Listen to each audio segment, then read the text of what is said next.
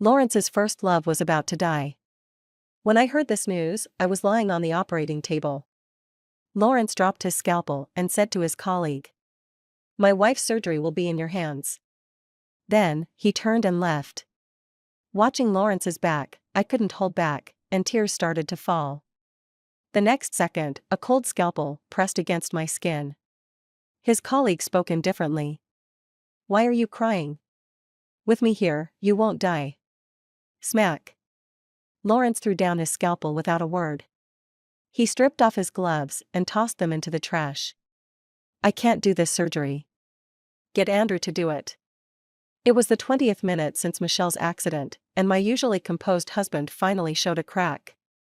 He urgently stopped my surgery, pretending to calmly disarm himself with his back to everyone. But his slightly trembling hands betrayed him. Michelle was in trouble, and he was so worried he was losing his mind. If he could, he would have flown to her side the very next second. "Professor Lawrence, your wife's heart rate is high, she's very nervous," a nurse said. "Are you sure you want to leave it this time?" A faint pain spread in my chest. I calmly told the nurse, "It's all right, anyone can perform the surgery." Everyone in the operating room looked at me with sympathy. I just smiled. The day Michelle came back, I knew my marriage with Lawrence had reached its end. To make Lawrence abandon a dying Michelle and stay to operate on me, that was impossible for him to accept. And I wouldn't want to entrust my life to a man like that, either. The operating room door slid open silently. A tall figure entered, wearing a mask. It was Lawrence's colleague, Andrew. Their paths crossed, and Lawrence said, "Olive's surgery, I'll leave it to you. If I don't go now, I might regret it for the rest of my life." Listening to his words, my tears fell silently. How pathetic, Olive. Just being left behind once again, and here you are crying. A shadow suddenly cast over my vision. A cold scalpel touched my skin, and the usually aloof Dr. Andrew spoke in his mild tone. "Why are you crying? With me here, you won't die." The surgery lasted 2 hours. When it was over, it was already evening, and it was raining heavily outside. Andrew stayed by my side until he was sure I was stable, before he left. Lawrence called just as the anesthesia was wearing off, and I was drenched in cold sweat from the pain. When I answered, a lively, charming voice came from the other end. "Oh, sorry, Olive." I don't know how his friend passed on the message, it was just a minor scrape, but Lawrence rushed over like it was an emergency. I already scolded him. Then she playfully added, "Come on, you're already in your 30s, don't be so impulsive. You think it's like when we were dating? Take that spare drink and bring it to Olive as an apology." There was some rustling on the other end as Lawrence seemed to take the phone.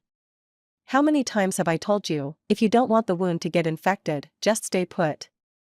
She just had surgery, she can't have any drinks. They're all for you." Everything seemed so harmonious on that end, with only Lawrence's friend sounding utterly wronged. "I only mentioned you were in an accident," and he hung up on me immediately. "How is that my fault? Can't you two be lovey-dovey without dragging me into it?" Suddenly, the pain in my wound became nauseating, and my chest felt suffocated. The words asking Lawrence for painkillers were swallowed back. I silently hung up the phone. A nurse came in, handed me a pill, and smiled. "Dr. Andrew prescribed some pain relief for you. Take it and try to rest." Since I still had work, I only stayed in the hospital for 3 days. When I walked out of the hospital, Lawrence's car was parked outside. Instinctively, I opened the passenger door. A faint gasp came from inside. I then noticed Michelle pulling back from the driver's seat. Her collar was slightly disheveled, and with that slight challenging look, I froze. "Olive, I'm so sorry, I didn't mean to." She looked like she was about to cry. Lawrence removed a strand of hair tangled on his watch, his tone chilly yet admonishing. "What are you saying? Don't make her misunderstand." He turned to me, explaining, "Her hair got caught on my watch while she was picking something up." I knew Lawrence wasn't lying. He'd always been forthright. Before we married, Lawrence had made it clear, "I had a relationship before, but after marrying you, I'll remain loyal." But sometimes, that line could blur, becoming a breeding ground for ambiguity. Like now. I pressed down the bitterness in my heart. Lawrence, we need to talk. I'd prefer if no one else were here. Perhaps sensing my emotions, Michelle bit her lip. Lawrence, I'll just take a cab. Olive seems upset. Lawrence's voice was calm and steady. Can your leg manage that? Michelle's face turned pale, and she forced a smile. I'll try. But she didn't get up immediately, she just sat there, waiting. Even Lawrence looked at me, his gaze as calm and deep as usual. Yet, somehow, I knew he wanted me to say something. Ideally, something reasonable and understanding. But I didn't want to swallow this bitterness. I stepped aside, saying to Michelle, get out. There are plenty of taxis by the intersection. Michelle froze, her eyes red as she left. I sat in her spot. The air in the car felt stifling. After a while, Lawrence spoke in his gentle tone. There's no need to take it out on her just because I left. You know, it was just a call for an emergency consult. I would have left for anyone. I was too tired to argue about what he'd really been thinking in that moment. I just felt exhausted. Lawrence, let's get a divorce. Lawrence suddenly slammed on the brakes, causing everything in the car to scatter. He frowned slightly. Olive, why do this? Is this just because of Michelle? I held back the dull ache from the wound and said, yes, it's because of Michelle. At that moment, there was a sudden cry of pain outside the window. Through the car horn's blare, Michelle had fallen at the street corner, in full view. Watching the crowd outside the car, I let out a sarcastic laugh. Your Michelle fell. Aren't you going to check on her? Lawrence's face darkened, and he restarted the car. You're divorcing me anyway, why would I care about some stranger? The atmosphere was frozen on the way home. When we arrived, Dumpling, our cat, came over to rub against us, meowing. We got Dumpling the year we got married, a gift from Lawrence. Usually, Dumpling would sleep between us. Lawrence looked at Dumpling, then leaned over to pick him up, saying with a hint of helplessness. Dumpling, Mom and Dad had a fight. Can you help make Mom forgive Dad? Dumpling, sensitive as ever, let out a meow and looked at me. This was how Lawrence always coaxed me when we fought. He knew I'd soften whenever I saw Dumpling. But this time, I pressed my lips together and didn't say anything. Lawrence took the initiative. Did you take the painkillers Andrew prescribed for you on time? So you asked him to prescribe them? Lawrence raised an eyebrow. Who else would? Did you think I'd just abandon you? Lawrence leaned in to kiss me, his long fingers cradling my cheeks, the cool touch of his fingertips tingling against my skin. Olive, I'm not stupid enough to ruin our marriage. Caught off guard, I heard him whisper softly in my ear. Let's not divorce, okay? No, it's not okay. Not at all. If Michelle had returned 3 years ago, I wouldn't have minded. After all, Lawrence and I met through mutual friends. A scholarly family and a family of doctors, a perfect match on paper. But emotionally, we were indifferent. I was a university lecturer, and Lawrence was always busy. In our first year of marriage, we barely had any dates. I can't recall when I started to fall for Lawrence. Maybe it was love over time. Maybe it was that rainy night after my car accident when the perpetrator insulted me, and Lawrence rushed over through the rain. A dignified professor of medicine, he got into a fight for my sake. He had bruises on his face, yet he wiped away my tears, sounding both exasperated and indulgent. Why are you crying? Olive, you can always count on me. But this man I could rely on showed up on Michelle's Instagram just 3 days after I was discharged from the hospital. That day, I had just finished a class and was standing by the office water cooler. When I opened Instagram, Michelle's post appeared right before my eyes, without warning. Her knee was newly bandaged. The caption read, "The price of being left behind halfway, Professor himself came to change my dressing." A moment later, she deleted the post. Then she posted a new one. Got scolded. Next time I'll stay right where I am and wait for you to come back. She included a cute selfie. So innocent and gentle, her lips slightly swollen, just like a kitten soothed after being wronged. In the corner of the photo was Lawrence's watch. My hand trembled slightly as I placed down my cup. It wasn't until a colleague called my name that I snapped out of the wave of disgust I couldn't quite describe. I recognized the table in the photo. It was Lawrence's parents' home. He had taken Michelle there. His parents often said I held grudges too strongly. When I was little and got bitten by a dog, I wanted to bite back. Things had come this far, there was no reason for me to let it slide.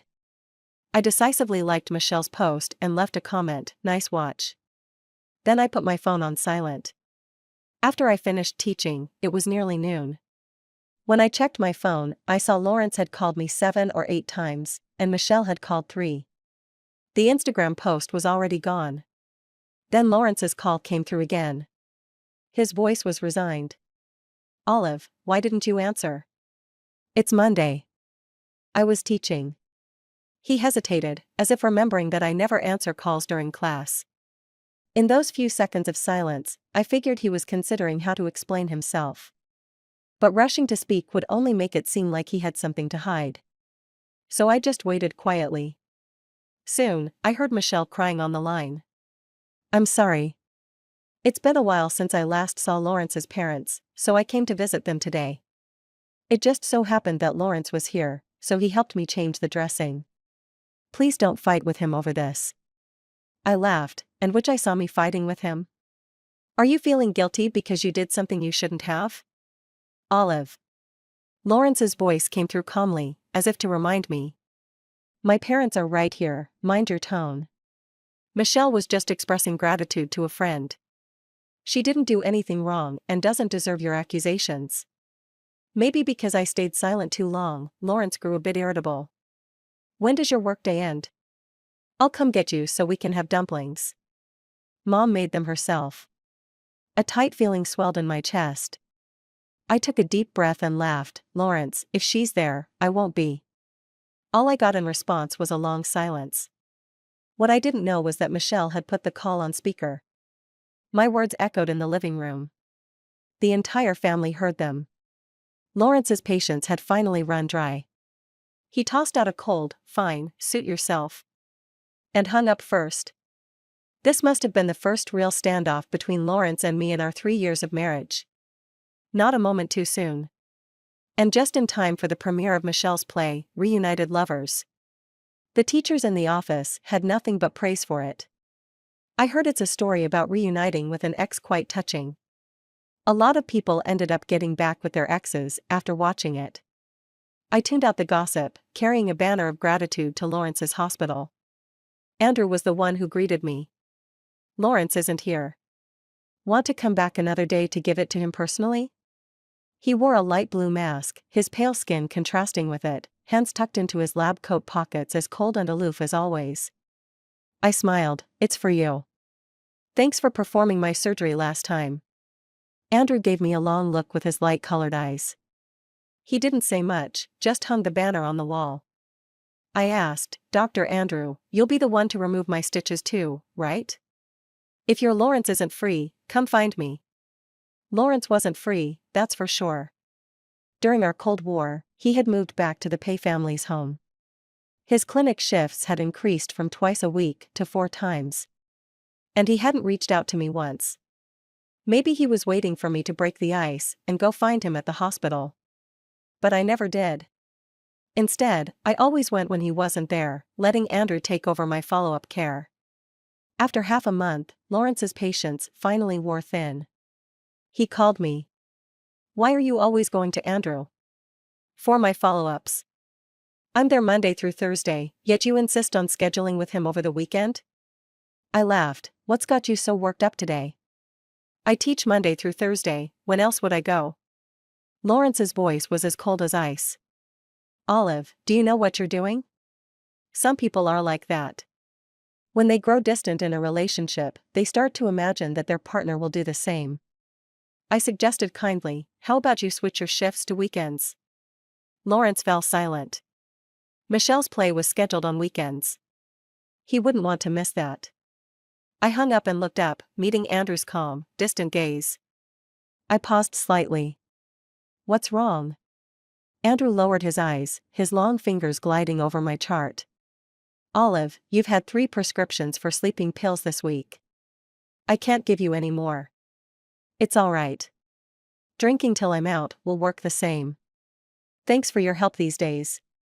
Andrew studied my forced smile and suddenly asked. Want to go for a drink tonight? What? He removed his gloves and stood up. Department dinner. Lawrence should be there too. So that's what it was. As the wife of one of the doctors, my presence at their dinner would be perfectly normal. So I accepted the invitation and went along. Funnily enough, Lawrence was always at these gatherings, but tonight he didn't show up. Seeing that I had come for nothing, his colleagues gave me sympathetic looks and took special care of me during dinner. Whether by chance or intention, the drink Andrew placed beside me was warm and smooth, not too strong. Before I knew it, I was feeling a bit lightheaded.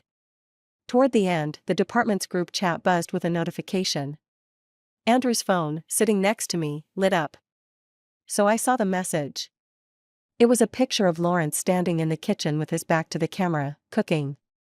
The photo was deleted less than 30 seconds after it was sent. Lawrence explained in the chat, "Sorry, my wife was just fooling around."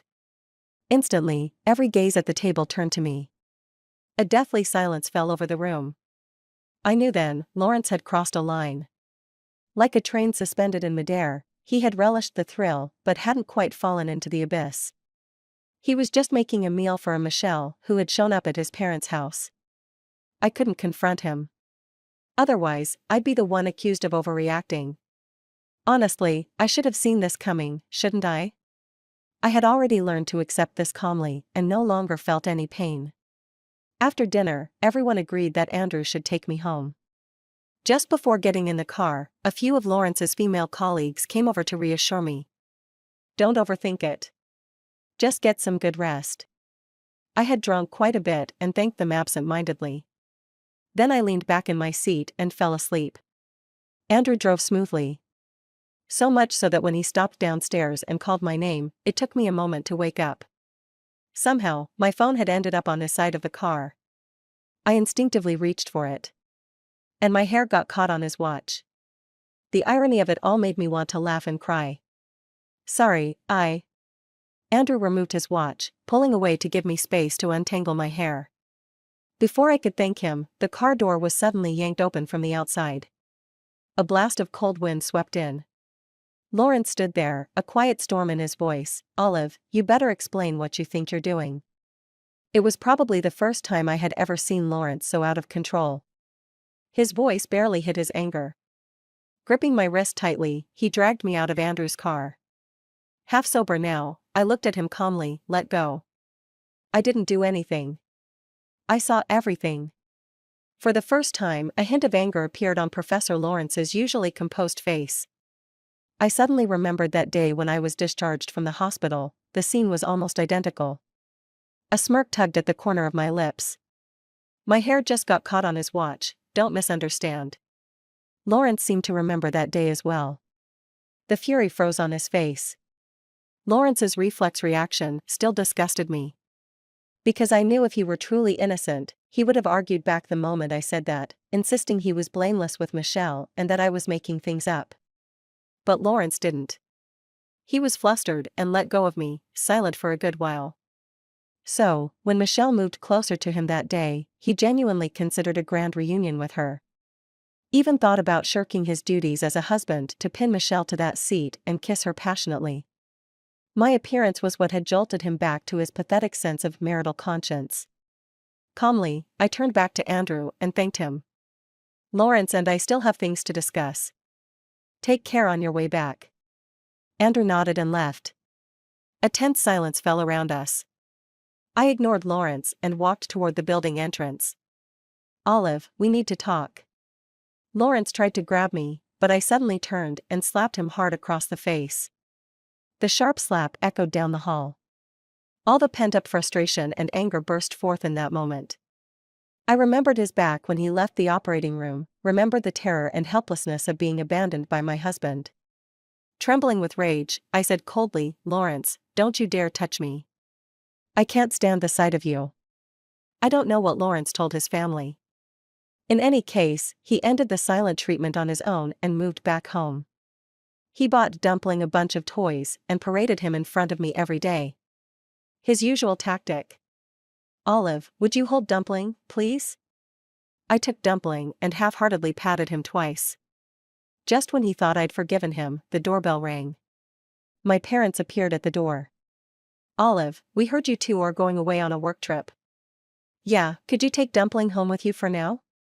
When will you be back? Not sure yet. Sensing the tension between us, my parents quietly took Dumpling and left. As the door closed, I saw the pale look on Lawrence's face. I dropped the toy he'd just handed me onto the floor. Think about the divorce. Dumpling stays with me, and the rest, leave it to the lawyers. It was only at that moment that Lawrence realized I was serious. His gentle demeanor vanished. He replied stiffly, I won't agree. Olive, Michelle and I are innocent. If you can't stand her, I'll cut off all contact. Whatever you want, whatever makes you happy, I'll go along with it. So, somehow, I was the unreasonable one again? I pulled out a chair and sat down, my tone light. Lawrence, who cares who you're into? I want a divorce, because I just don't want to live with you anymore. The rest of Lawrence's words caught in his throat. He demanded, is it because of Andrew? I took a sip of water. Lawrence, don't be ridiculous. Andrew and I are innocent. If you can't stand him, I can cut him off too. Whatever makes you happy so long as we get divorced, I'll go along with it. In under a minute, I'd thrown his own words back at him. For the first time, I saw Lawrence's expression like he was losing his mind. But I didn't feel like arguing. Whatever you have with Michelle, I have with Andrew. Perfectly innocent, clear as day. Come back when you've thought things through. That line, dripping with irony, sent our relationship to rock bottom. Lawrence refused the divorce, and we hit a deadlock. Yet soon enough, he'd feel the pain of his own doing. When I brought Andrew fruit, spoke up for him in front of Lawrence, or texted Andrew during dinner about his injury, Lawrence's bottled-up emotions finally exploded. He slammed his chopsticks down in front of me. Olive, what the hell do you want me to do? I've already cut ties with Michelle. What more do you want? He threw his phone in front of me, where Michelle's long messages pleading with him were displayed. Lawrence, please respond to me. Are you punishing me for asking to break up? I was wrong, okay? We'll stay friends, I'll be good and not bother you again. I laid my own phone on the table. Michelle's got feelings for you, isn't ignoring her the bare minimum? Why should I give up my surgeon because you've rejected her? My texts with Andrew couldn't have been more ordinary. Check up on Saturday. Is the wound still sore? Much better. Then we'll prep to remove the stitches. Sounds good. There was nothing for Lawrence to criticize, except that, as a surgeon himself, his wife getting stitches removed by another doctor was the biggest problem of all. I knew what Lawrence wanted to say, and I cut him off. You didn't do my surgery, so leave the rest of my treatment alone. I prefer someone who's loyal. Lawrence sat in the living room, silent for a long time.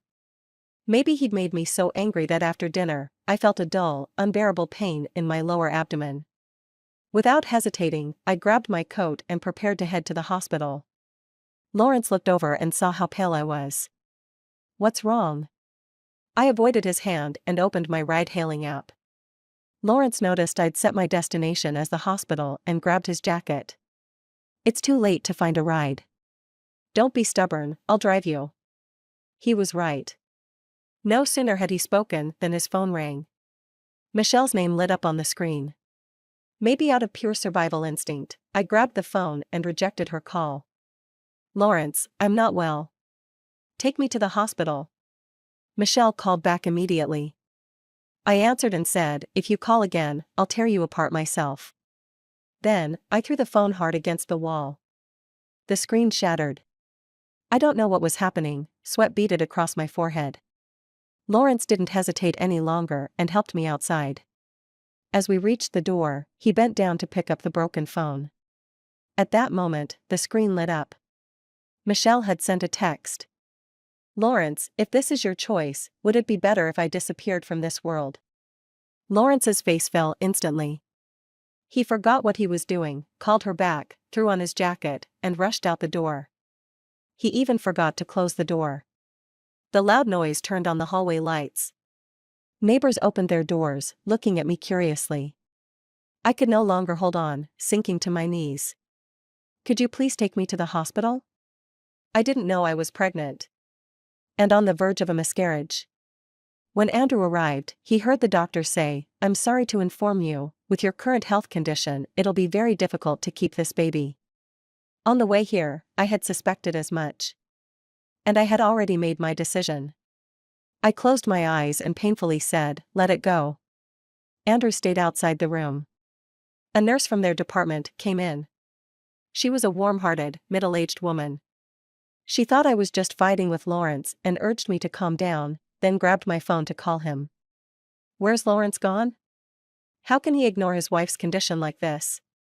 In her generation's mind, the child belonged to both husband and wife. I suddenly felt exhausted. Right then, I didn't even have the strength to stop her. The moment the call connected, Michelle's voice came through, hoarse and faint. "Olive, I'm really sorry you've had your moment to feel proud. Lawrence is in my bed right now. Did you make him mad? He was so warm with me just now." The nurse's face changed, and she quickly hung up. When she tried calling back, the phone was turned off. I was already used to the pity in others' eyes, so I smiled calmly. "I'm sorry, he cheated on me. Must be quite the scene for you all. Maybe it was for the best, after all." Hospitals were, after all, gossip hubs. Professor Lawrence, who usually held such a flawless image, had his scandal exposed in front of everyone. His bad luck was finally catching up with him. The surgery only took a short time. I leaned against the hospital corridor, while Andrew spoke to the doctor about some post-operative precautions. Afterward, he came over and sat beside me, handing me a cup of warm water. I felt the warmth of the cup in my hand.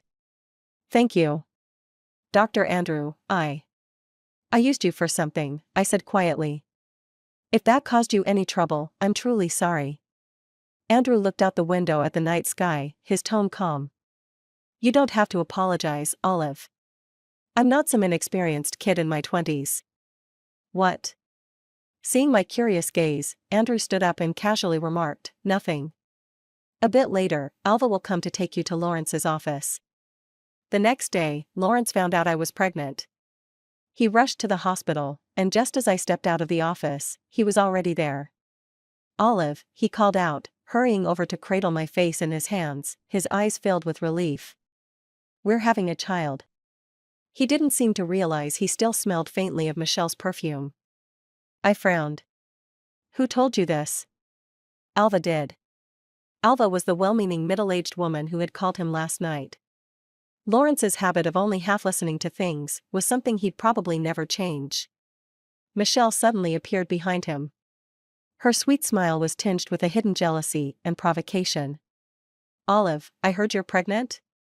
Funny, Lawrence was with me last night, so distracted. She must have thought she was cleverly dropping hints.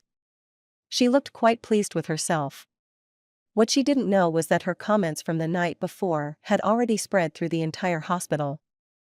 Several people nearby exchanged knowing looks, some even pulled out their phones, pointing at her as they whispered. They had confirmed that she was indeed the shameless mistress on the phone. The atmosphere grew tense, and Michelle hesitated, seeming confused. I couldn't help but laugh. Lawrence frowned. "Olive, what's so funny? Didn't anyone tell you? The baby didn't make it." Lawrence's face went stiff. "What do you mean?" Seeing the mocking smile on my face, Lawrence's expression darkened as he snapped. "Olive, why didn't you protect it? Why didn't you tell me sooner?" The room fell into a strange silence. I couldn't hold back my scorn. "Do you even remember you're my husband? What were you doing last night when I tried calling you?" Lawrence's eyes grew cold. "You called me?" "Yes," Michelle answered. "She said you were very, enthusiastic with her in bed and told me not to bother you." A wave of gasps swept through the room.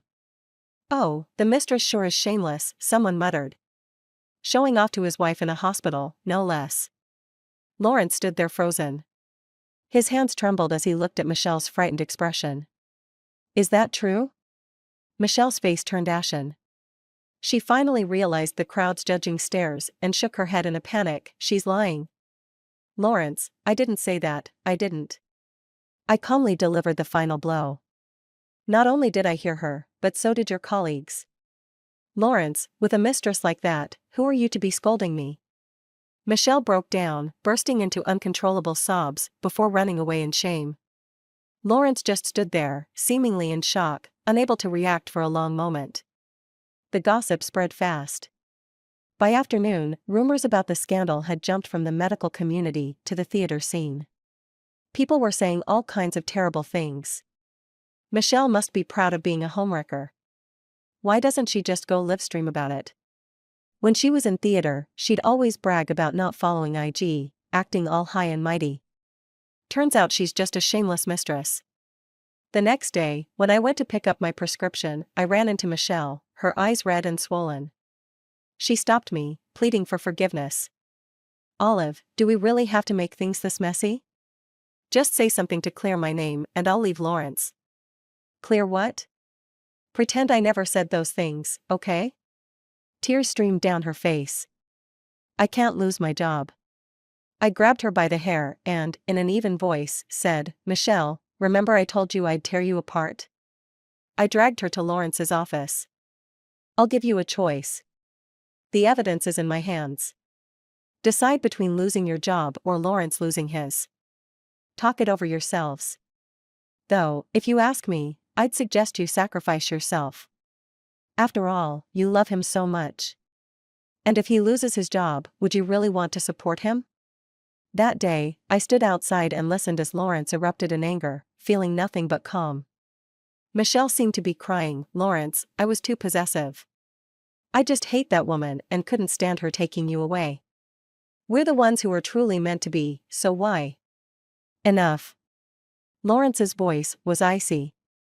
You're just a mistress. Michelle looked devastated, her voice shaking.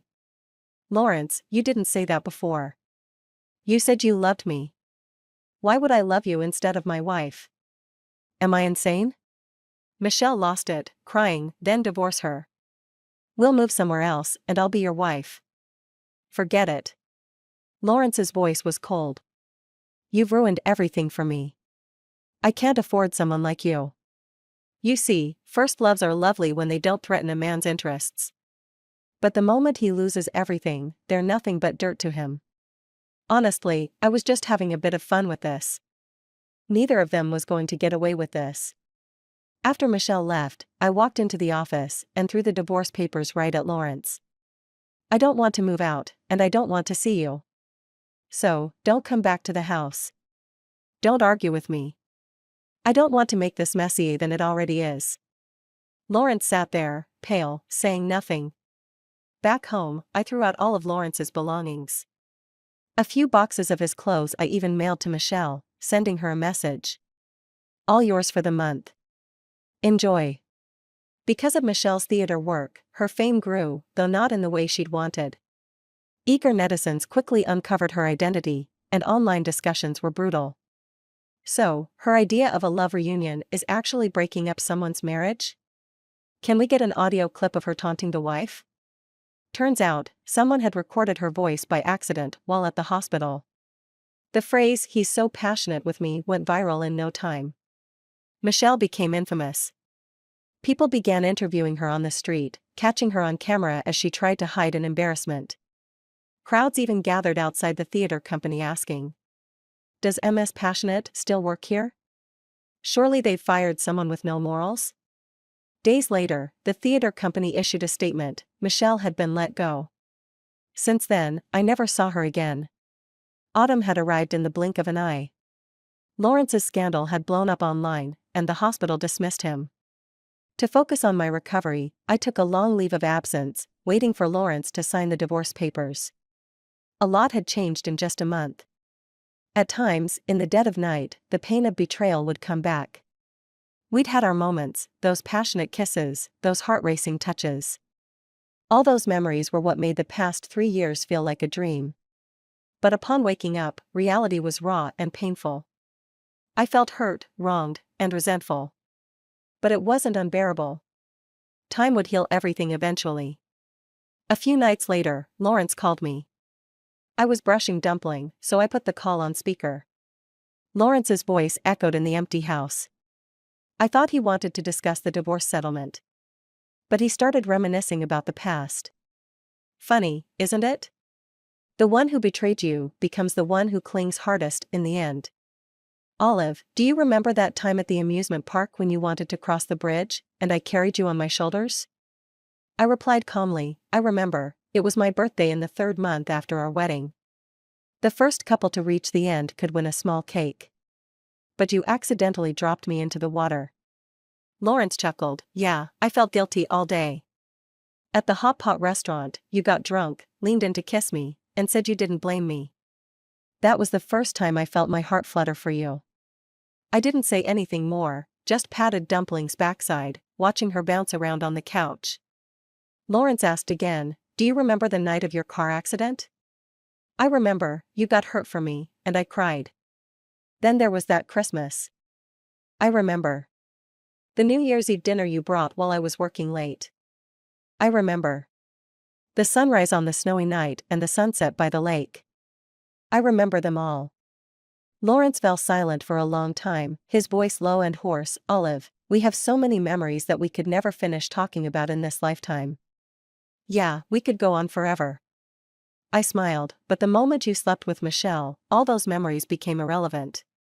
You are the one who betrayed everything, and the one who should suffer is you. I heard Lawrence's breath hitch in pain. Lawrence, I won't erase our past. Because I was happy, I was loved. But that's all there is. I can talk about the past with you, not because I miss it, but because I've moved on. No one says one person has to walk through life with another. I won't look back, and I won't forgive. The line fell into a long silence. Lawrence asked hoarsely, I don't have a chance anymore, do I?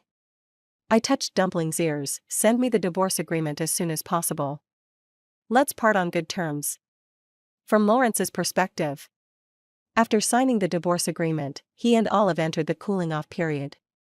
When they first got married, he felt like 2 months stretched on forever. In this loveless marriage, there were always so many trivial matters to worry about. He felt restless and just wanted it to be over quickly. But now, 3 years later, Lawrence felt time had passed so swiftly. The marriage he once resisted was visibly nearing its end. In the last 2 months, Olive didn't forgive him. That soft-spoken, gentle wife in his memories left so decisively. Lawrence often felt that the month he drifted away was like a dream. His first love from his youth had become unrecognizable years later. But it wasn't just Michelle who had changed. He had too. When he saw Olive again, it was already deep autumn. The trees lining the street had lost their leaves. She was wearing thicker clothes than others, as if she was more afraid of the cold. Lawrence thought of their unborn child, and a deep sadness filled his heart. Olive walked up to Lawrence, wrapped in a scarf, her tone still relatively friendly. There was some traffic on the way. Lawrence lifted his eyes to look in the direction she had come from, which was empty. His anxious heart seemed to find a little bit of comfort. But more than that, there was bitterness. I'm in a hurry, let's get this over with. Olive headed toward the Civil Affairs Bureau first. For a moment, Lawrence suddenly wanted to grab Olive, hold her in his arms, and tell her he regretted it. He wanted to say that Michelle was just a youthful obsession. The one he loved was Olive. But that thought vanished in an instant. Olive had said that going through with the divorce was non-negotiable, she wouldn't show any mercy. Their parents were getting older, and he was unemployed in middle age, facing the challenge of finding work far away. Once he started working, the chance of coming back was slim. His parents had lost face because of this, they had been sick for many days and still weren't getting better. He didn't want to leave without even the last shred of dignity. There weren't many people getting divorced that day, and the service windows seemed to be on fast forward. In the blink of an eye, the procedures were completed.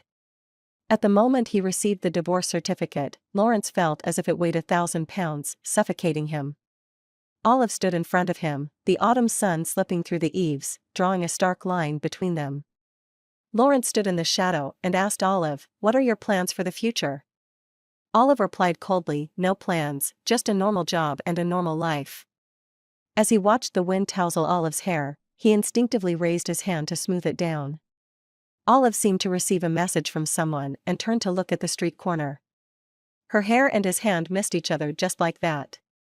A black car had parked at the street corner without him noticing. Olive walked away quickly, not even having time to say goodbye. Lawrence stared at the hands on the steering wheel for a long time, his heart in chaos, and his thoughts jumbled. But he didn't dare to step forward. He was afraid that the driver would be Andrew or some other man. So he could only stare at those hands without blinking. The autumn wind blew, and tears blurred his vision. The car drove away. Lawrence couldn't see clearly. Lawrence left his hometown. He was gone for 3 years. On New Year's Eve, he sat in the cold duty room, while the biting cold wind outside couldn't drown out the festive fireworks and reunion joy. This year, he didn't make it back again. His parents were very unhappy with him, and friends and family around him had almost stopped contacting him because of that incident. Lawrence seemed to have truly become all alone. Because of this, that New Year's Eve when Olive braved the heavy snow to bring him dumplings, became an unreachable dream for the rest of his life. Just after midnight, the New Year's blessing messages flooded in. One message popped up: "Did you know Olive got married?" Lawrence stared at that message, sitting there in silence for a long time. He was quiet for a while, but still couldn't summon the courage to ask who the groom was. Instead, he opened the chat window with Olive. The last message recorded was 3 years ago, when Olive asked him to go to the Civil Affairs Bureau to finalize their divorce. After hesitating for a long time, he typed out the words, "Congratulations on your marriage."